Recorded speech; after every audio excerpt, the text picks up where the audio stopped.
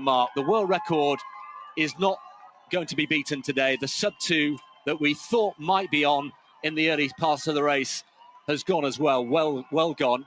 And he's picked it up, hasn't he, here, Tim? I think he's picked up the knees. The cadence is increasing. We are going to see a world record, however, in that women's contest. There's little doubt of that now. I can tell you, Tigist Assefa is still pumping out 3:07 per kilometre. If she was going to run 2:14 exactly, she'd be running 3:10 per kilometre. But she's way inside that.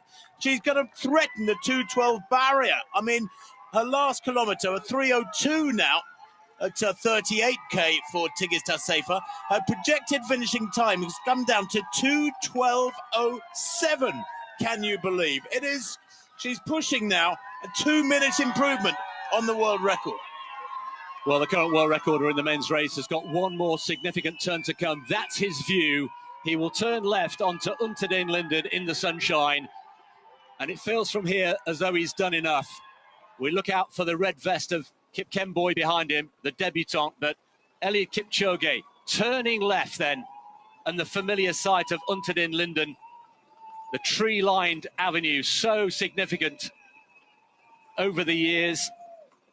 The Hotel Adlon will come into view on his left, and from here, we can't see it, but Eliud Kipchoge can.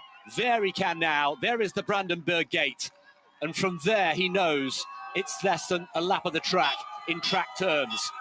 Surely now he can't be beaten. The clock ticks round to 2 hours and 30 seconds. The world record will have to wait for another day, but Eliud Kipchoge is now on his way to a 5th Berlin victory.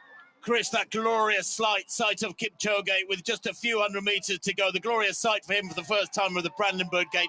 That is almost like the finish line. It's like a forewarning of the finish. If he gets there in first place with a gap behind him, then he can enjoy those last 352 metres to the finish line. He can stride out, wave to the crowd, and accept his 5th victory. That is surely what's coming his way. It has been yet again a marvellous performance from Kipchoge, who for so long threatened the world record, but now is just threatening to win for the 5th time, barring disaster. He's nearly home and dry. Well, his current world record has just come and gone. 2:01.09 was last year. It's still going to be a pretty good time. He's still going to come in and around 2:02 and bits, but the sunshine is out as he goes through the arches of the famous Brandenburg Gate, opened in 1791, and from here, it's 352 metres, less than a lap of the track. He's been here so many times before. The crowd going crazy.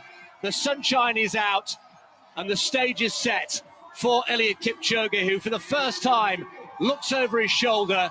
The victory is secure. They had been threatening to come back at him. At one point, we were talking about sub-2 hours. At another point for much of the race, we talked about a new world record. That's not to be.